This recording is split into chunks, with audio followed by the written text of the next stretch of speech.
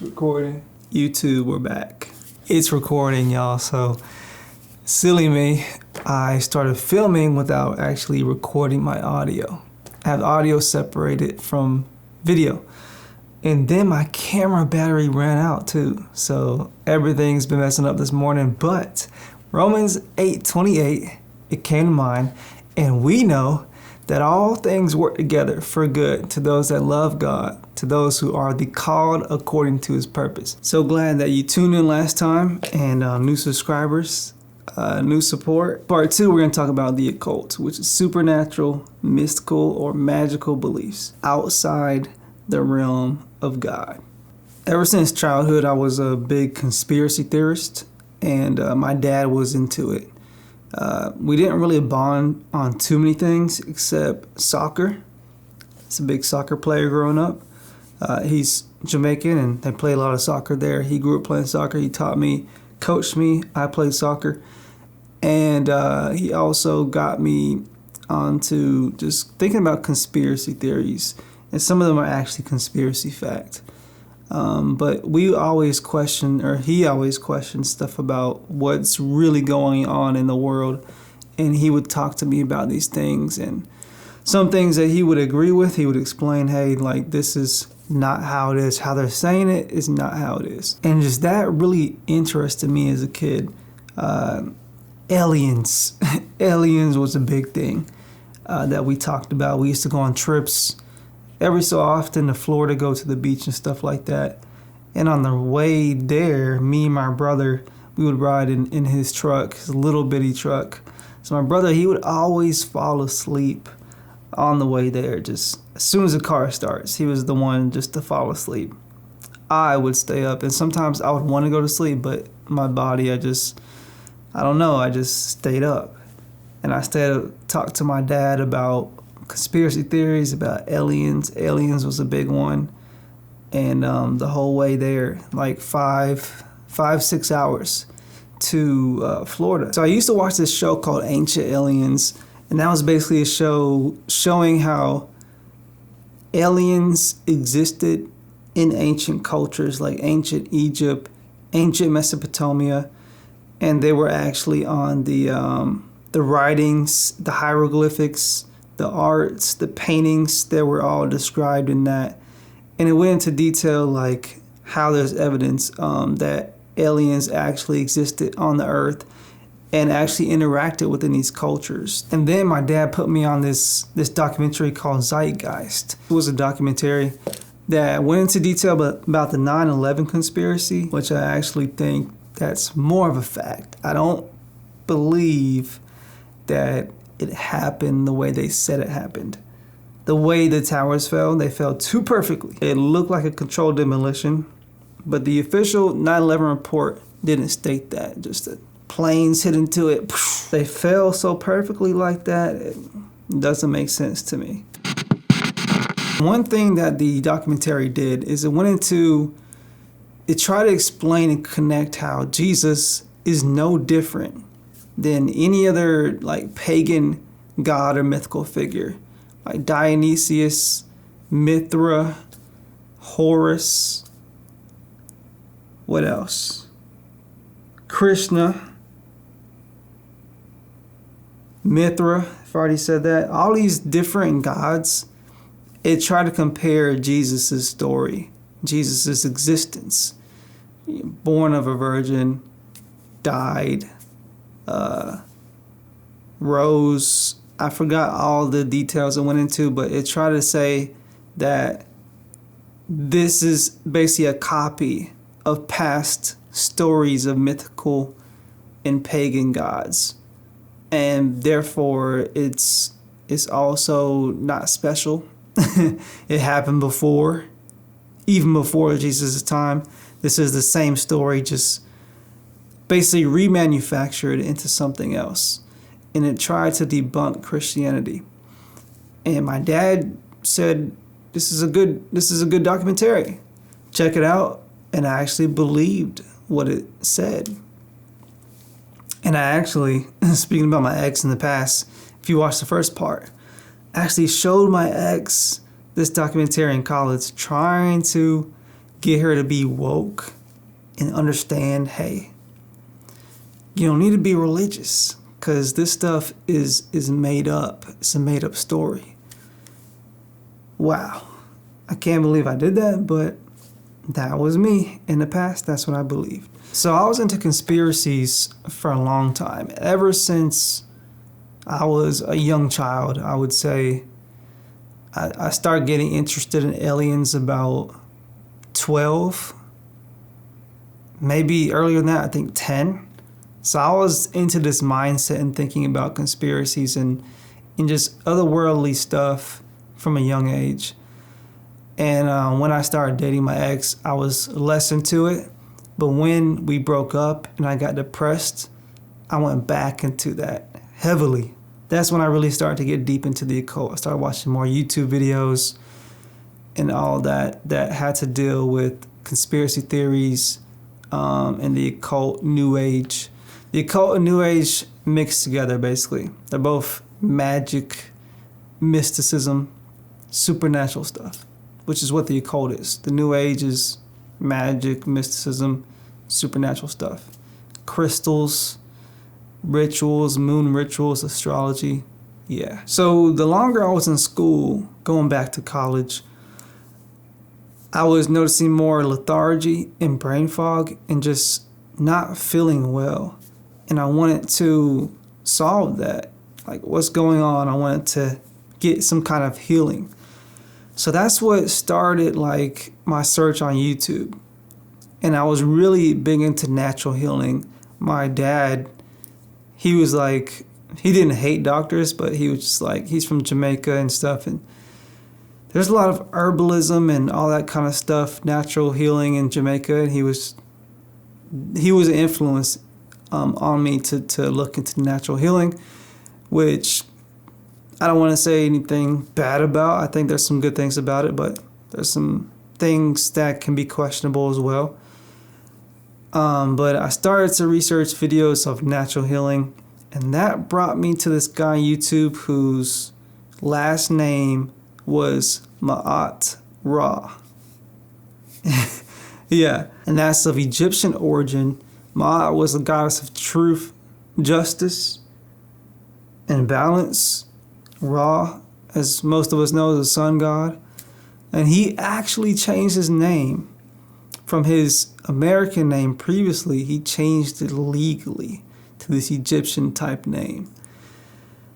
So he was definitely into the New Age occult stuff.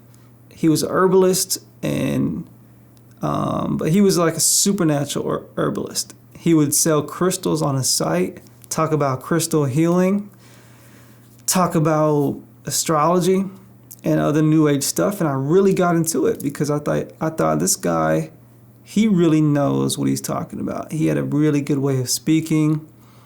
He explained things very thoroughly, and I just started to really get intrigued about what he was talking about. When not just the herbs, but the other stuff he brought into it, the crystal healing, the astrology, the diets. So Ma'at Ra, he's the one that started, the first teacher that started this whole plant-based diet thing is the best way, because spiritually, you're eating death if you eat meat. You're intaking that death into your soul, and if you eat plants, it's life, so that's better for you. And that reasoning really made sense to my mind back then, and that really influenced me to start eliminating meats. He was the first teacher that I really got into on YouTube who was New Age, and he really influenced that. So Ma'at Ra also talked about the law of attraction too, which that really intrigued me, because if you watch The Secret documentary about, hey, you think about something, you really think about it positively, and you attract it to your life. Think you're going to be a millionaire in a positive sense long enough, you'll be a millionaire. Think you're going to have this car and visualize it in a positive sense long enough, you're going to have that car. Think you're going to have a relationship, same thing. So that really attracts me. That's what really attracts and intrigues everybody. You can have what you want if you just think about it and visualize it. I mean, who What does that sound bad? That doesn't sound bad. That sounds amazing. Most people want things. It's human nature. So it really attracts people that way. The next guy I got into was called 13 Signs of Astrology. That was his channel name. I'm not sure if it still exists, but as by the name, he believes in astrology. And that's what really got me started, really getting me deep into astrology. And he had the 13 in front of his name, so he believed there's actually 13 signs and not 12. And I really believe that too. He had a really good way of talking, a great speaker, and he went into detail too, the way he spoke. I even bought a natal chart from him, which is on a totally different level than actually just knowing about your sign. A natal chart is like where all the planets and the stars were aligned, the sun, the moon, all the planets at the time of your birth. And that really goes deeper into detail, explaining your existence in your life. You go into, I think, every different planet, where it's positioned at the time of your birth, and it explains something different about your life, different aspects. So it's like astrology, the basics of astrology times 100. So I bought that from him. He sold natal chart readings, and I think I might still have it in my computer, but probably should delete that demonic stuff and just destroy that, because astrology is new age. It's not of God. It's sorcery, and it's demonic. So this is a really crazy thing. The 13 signs of astrology guide. Let me say 13 is a very significant number to the occult. There's not even 13 floors on a lot of buildings, you'll notice. So 13 is like viewed as this like supernatural mystic number. And as you'll see in the future, there's another guy called 13 something. But I get deeper into this 13 signs of astrology guide than I did with Ma'at. And the 13 signs of astrology guy, he actually did rituals, and I did 2 of them. One was a supermoon, blood moon ritual. I believe it was a blood moon. I know it was a supermoon something, and it might have been a blood moon. I did that ritual. And the other ritual was a Merkaba, Jewish, Gnostic mysticism ritual. That's a mouthful, but I did those 2 rituals following 13 signs of astrology. Next guy we're going to go into, we'll just call Mr. 13. He also had 13 in his YouTube name. And I thought it very interesting that this guy and the previous guy had 13 in their YouTube name, and they had very similar beliefs. But this guy, I would actually consider the leader of a cult, and I would consider that I was in it somewhat. I didn't meet him personally. It was all over YouTube, but I felt like I was part of his community, and I would parrot some of the things that he would say. And he would always use a number 13 in things that he said. He would start out the video like 13. He would say 13 love, 13 respect. He wouldn't even say respect. He had he used wordplay so much. So instead of saying respect like normal English, he would say respect, like Ra, the sun god. That's what he would do. He'd be 13 love, 13 respect, 13, what else? He would just say 13 for like so many different words. I'm trying to figure out something else he said. 13 wisdom was another one. And it was a trip looking back on it, but I mean, as you can see, this is pretty foolish stuff just from me explaining it, but I was serious into it. I would start like commenting on his YouTube channel, like people in the comment section would always say 13 love, 13 wisdom, and I would comment that too. It was crazy. Yeah, and he seemed to have like this very, almost like hypnotizing videos. Because when I first found him, I thought it was foolish too. I thought it was foolish. Like, this guy is weird and crazy. And then some of his following was like, no, this is the real deal. He's legit. You need to follow him. You have to. Like, he is basically, they looked at him as like God. Literally. And I was like, okay, I kept on watching his videos just to, I guess, see if what these people were saying was somewhat true. And then I got hypnotized, it felt like, and I became a believer of what he was teaching.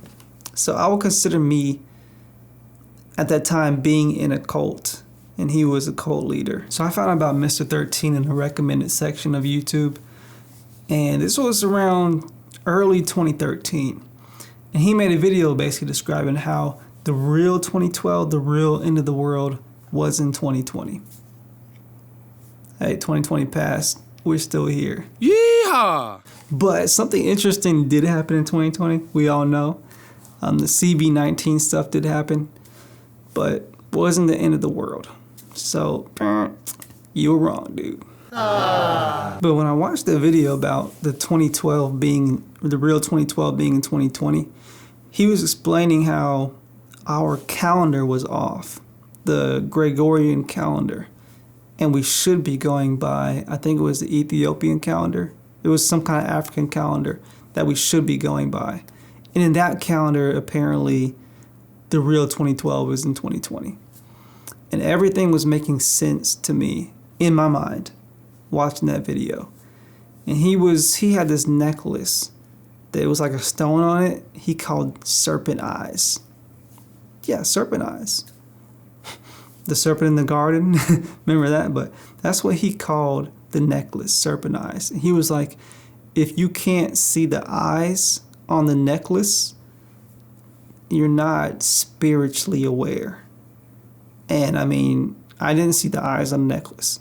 He was like, if you can see the eyes, then you are woke, basically. He didn't say that, but that's what he meant. You can see spiritually. I don't know exactly what that's about, but it was really weird and just cult-like the way he did that. So this guy was real into meditation. On the background of his videos, which might explain why they were somewhat hypnotizing, he had what sounded like binaural beats. And if in the New Age community, binaural beats is like these type of frequencies that apparently change your mind. Like the state of your mind, you can change like how you feel, your mental state by a certain frequency of a beat. And he would have what sounded like that beat on the background of his videos. And somebody called him out on that, and he was like, no, this is not binaural beat, this is just my energy, like my energy from my aura. And that's how he described it. But this dude insinuated that he has superpowers. I mean, he would say that he would cause tornadoes, and he would literally throw spirit balls at people. Like, if somebody was messing with him, he would say, man, I'm going to go in the spirit world and just throw a spirit ball at them and cause some type of tornado. I can't even believe I'm explaining this right now. It sounds hilarious. It sounds hilarious and crazy, and it is. But this dude, I can't believe I took this man seriously. But he would say stuff like that.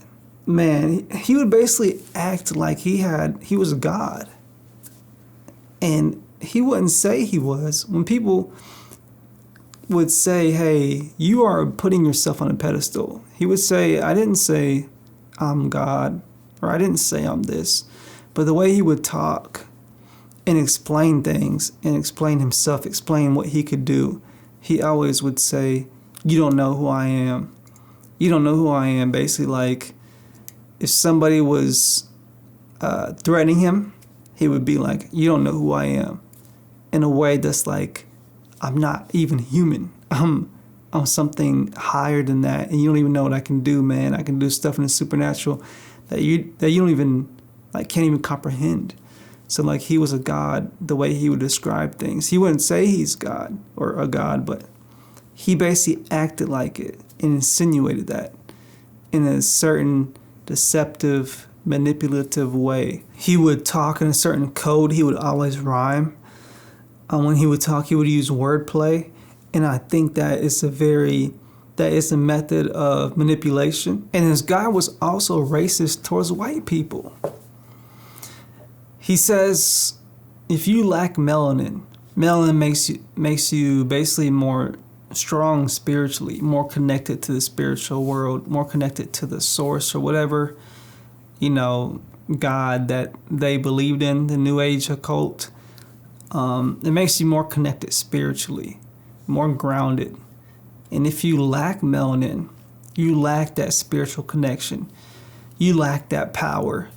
And he basically described white people as more so of a beast-like creature, not even human, like animals. That's the way he talked about people who lacked melanin.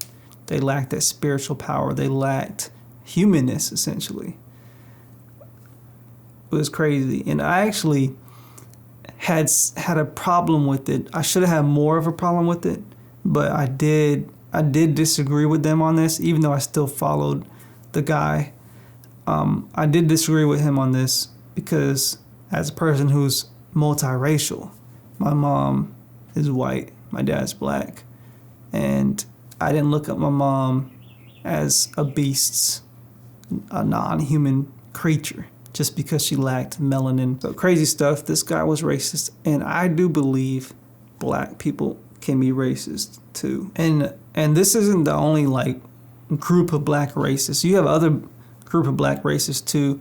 You have some black nationalists, and then you have the black Hebrew Israelites, which I guess I don't know what they claim, but some people think they're Christian. They're not. They believe that no white people are going to heaven. They claim to be descendants of the ancient Israelites, actually.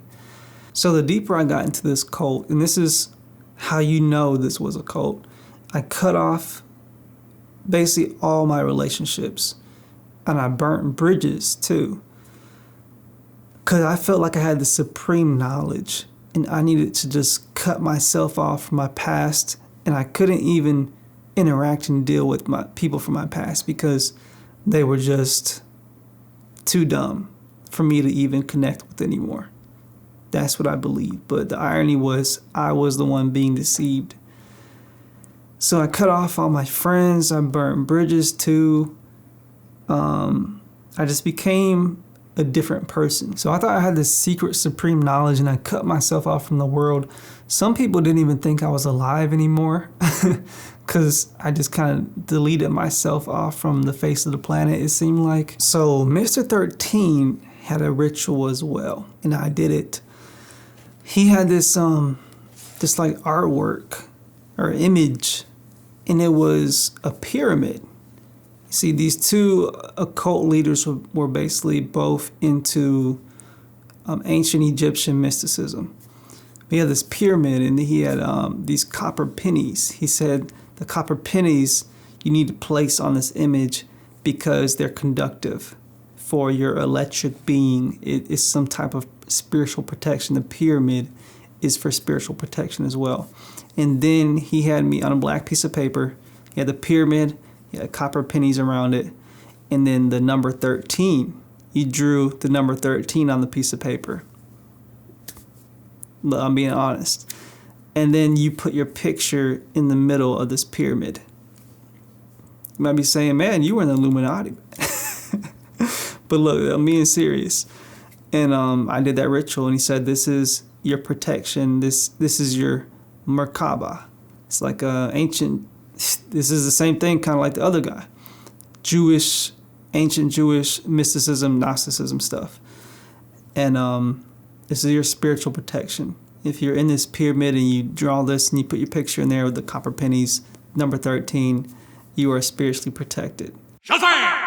So I definitely know that these spiritual New Age leaders definitely influenced me to drop out. They were teaching doctrine of demons, harmful stuff, and I just didn't care about life anymore, in a good way. My whole mindset changed about life, and in a bad way.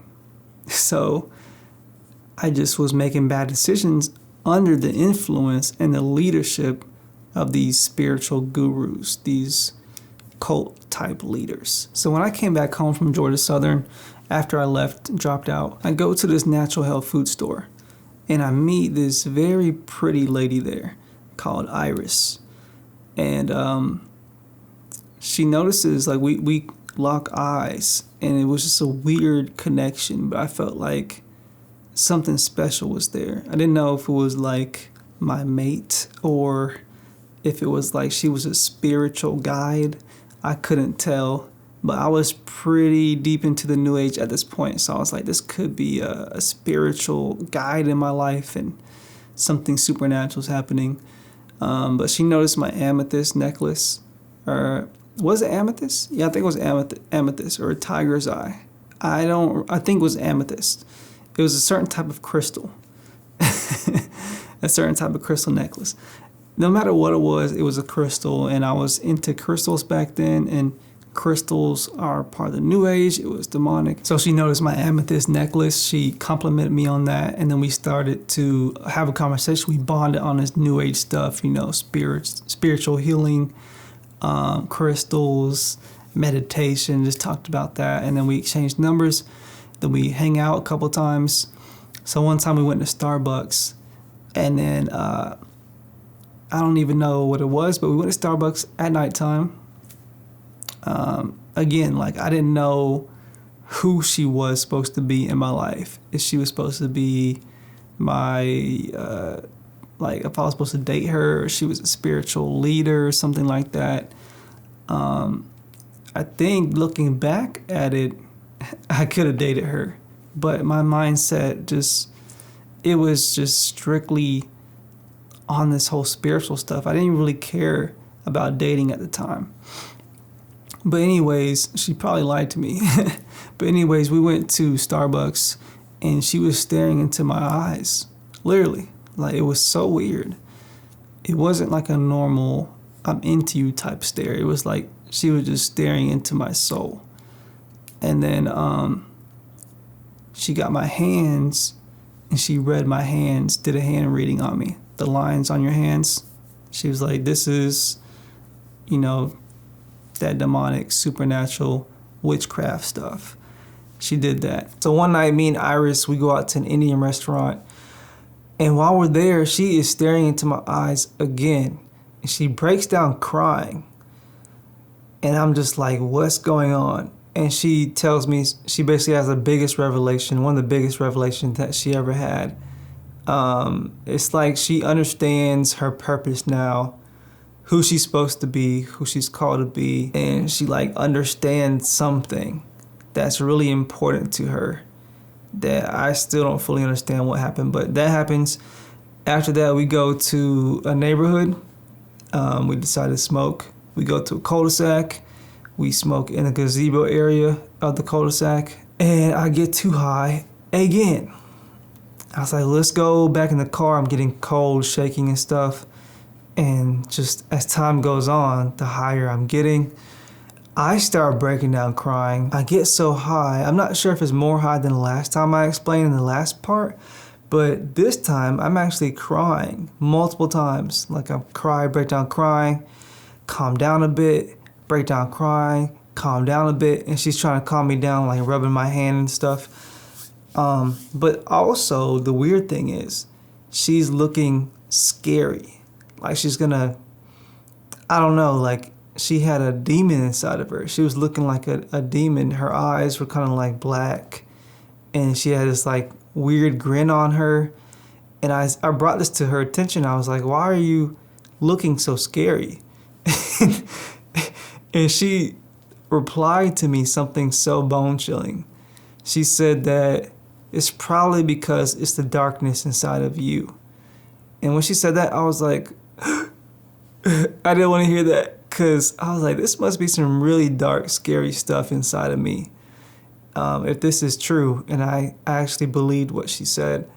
But I don't think it was just her. She could have had an evil spirit inside of her, because she was part of the New Age too. But yeah, so when I was calming down, when she calmed me down, she didn't look scary. But when I got scared again from the high, from the weed, she looked scary again.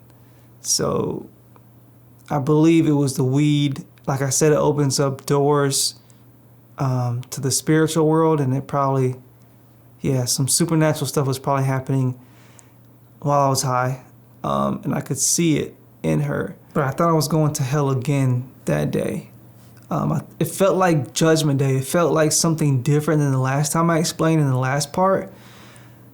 This part felt like Judgment Day for me. Like I'm being judged for all my previous actions and choices. And I had all the chances that I could have that were given to me. I had all of them. And now my Creator, who I didn't understand at the time, but I knew of a Creator, there had to be one. I was getting judged for all my sins. And I felt like I was done for again. Thankfully, I did not go to hell that day.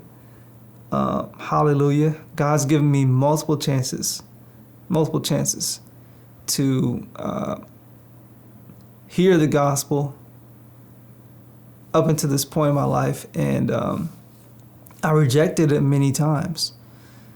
So thank you, Jesus, for giving me multiple chances. We don't even deserve one chance, but He gives us most time multiple chances. I don't know of anyone who has one chance to get it right with God. Maybe that exists, but I believe He gives all of us multiple chances. I've had many, and I rejected the gospel multiple times in the past until I finally accepted Christ. But yeah, that felt like an eternity in that car, being high and crying and being afraid and feeling like I'm going to hell. That Iris felt like the Grim Reaper during that time, like she was gonna take my soul to hell or something like that. And like I said, I didn't know who she was supposed to be in my life. I also considered that she might be a twin flame. New Age people believe that, or the people who believe in the twin flame, because I think not every New Age person believes in it, but a lot of people do, is you were both male and female before birth. So you existed before your experience on Earth, is what it has to insinuate. And then you split once you came to Earth into a male person and a female person. And your twin flame is the opposite sex, that your soul split into two. So when you find that the rest of your soul, then that's your twin flame. And I was thinking maybe she's that. I didn't know, but when I was high, she felt like the Grim Reaper. She felt like she was gonna bite my face off. Like literally, it was scary. And but not all the time. It waned in and out. Sometimes she was scary. Other times it was comforting. Like she would massage my hand and stuff, calm me down because I was tripping out. So some time passes, and then she invites me to the spiritual leader of the Baha'i faith. So on the way there, we kind of bond because she explains that she dealt with a really bad relationship in the past, and she needs to heal from that. And she explains that she's marrying herself. And at this point, I didn't really make any moves on her. Like I didn't let her know like I was attracted to her or anything, which I was. But like I said, I wasn't really focused on trying to get with her, even though I thought she was attractive and I kind of wanted that. But I was so spiritual. I was like, I didn't even know how to do dating anymore. I was so spiritual at the time. The bad spiritual, of course. I was just focused on like, who is she supposed to be? Is she somebody from my past life? I believed in past lives at the time. I was like, who's she supposed to be? I was trying to figure that out. I didn't know. But at this point, I believe I was in the friend zone because I didn't let her know my attraction to her or anything. And she was explaining that she's marrying herself, and it sounded like a good concept. I agreed. I said, I got hurt in the past too. So I agreed and we bonded on that. But we get to this lady's house, and she's also a counselor, which I found out later. But she puts in, I think it was a videotape. It was old-fashioned. And there was this tape basically explaining and promoting the Baha'i faith. And I don't remember too much about it, the Baha'i faith, but it's like all these different nations came together in this big building. It's like a dome building. And they were all in agreement on the same thing. And I thought it was beautiful when I saw the tape. I was like, this is amazing. This is great. This religion is doing it right. Other religions need to do it like this. Christianity is doing it wrong. This Baha'i faith might be one of the best religions that I've seen. These are the thoughts that's going through my head.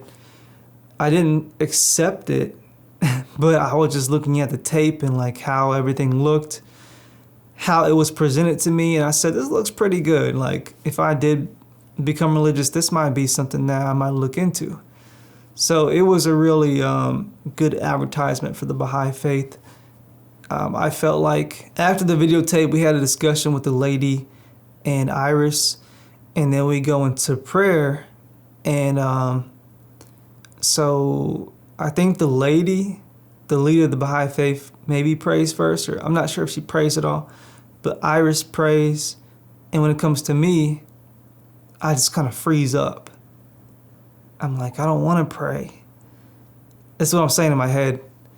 And I just like, they're all looking at me like, is he gonna pray? And I'm just like, just kind of frozen. And then I eventually explain, hey, I don't feel comfortable to pray. And they say, okay, that's fine. But I mean, at the time, number one, I wasn't a person of prayer. I wasn't praying at the time. Number two, I wasn't religious. I didn't believe in a specific religion. Number three, I guess I didn't really fully trust this Baha'i faith yet. I didn't really feel comfortable praying. Even though a part of me knew prayer was good. I prayed in the past. But at this point, I just wasn't praying at all.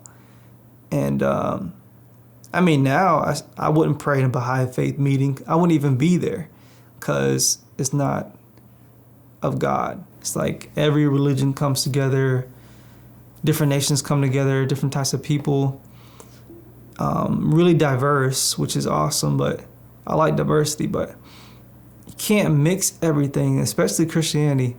Jesus says, I am the way, the truth, and the life. No man comes to the Father but by me. So Christianity has to be exclusive in its specific fundamental belief system.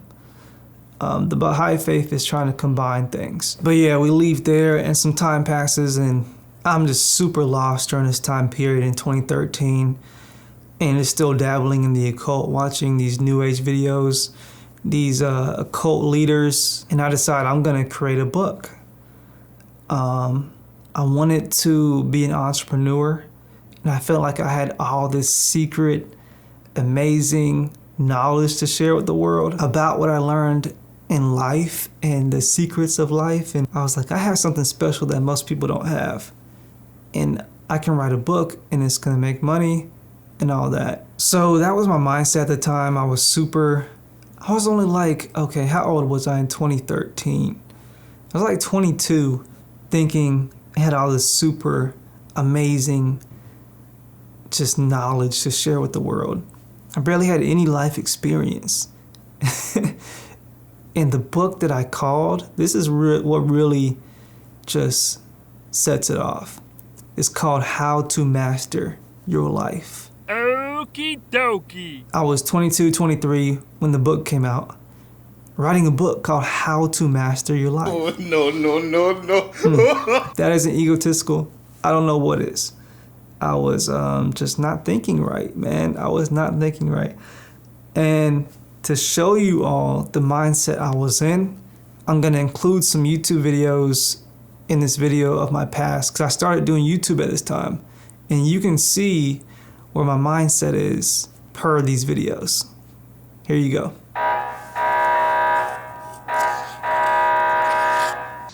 There's nothing negative about creating your own reality. That's what we're here to do. We're creators. And you're not going to really be happy and enjoy. You're not going to enjoy your life if you're not creating the life that you want to live. We all are creators. We all are gods. And we all create our reality. So we have extraordinary power in our being. I'm about to go through Abundance Forest.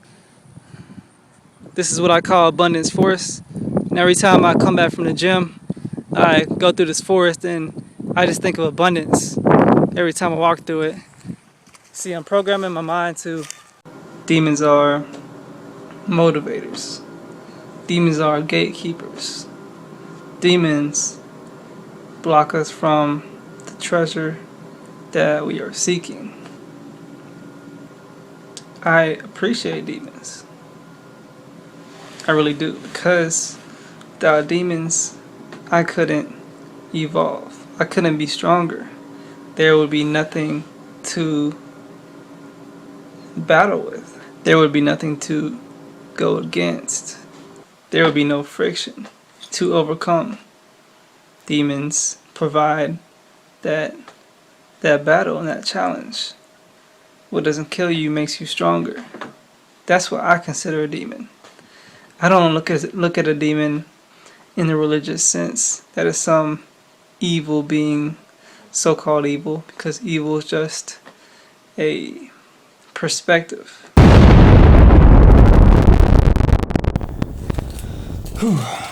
Alright, so if you made it to the end, thank you so much for watching, for sharing your time. You could be doing so many other things, but you're actually watching these long videos of my testimony about my life, and I appreciate the support. And in the next part 3, we're going to be talking about going more into detail my start of my past YouTube channel. But this is where I actually started YouTube in late 2013, got more into it, deep into it in 2014, and I started working on that book, How to Master Your Life. And then the biggest subject topic of part 3 is the cult that I get under. It's the biggest, most influential cult-like group community on YouTube that I become a part of. And this time, I actually meet the leader in person. So you're gonna want to stay tuned for that. It's pretty crazy. Not too many people join cults, but I did. This cult was not a spiritual cult, although it was demonic, if that makes any sense. It wasn't a spiritual cult. There wasn't like worshiping rituals and all that, but it was satanic, it was demonic. It was demonically influenced, and it was not of God. Didn't know at the time, but I'm gonna go into detail in this cult in the next part. Don't forget to like for the algorithm. Once you like the video, it helps the YouTube algorithm. It helps to push this video, push the content so more people can see it, and this can help other people who need to see a testimony. And subscribe, subscribe, subscribe, subscribe, subscribe, subscribe, subscribe, subscribe. Peace. Signing out.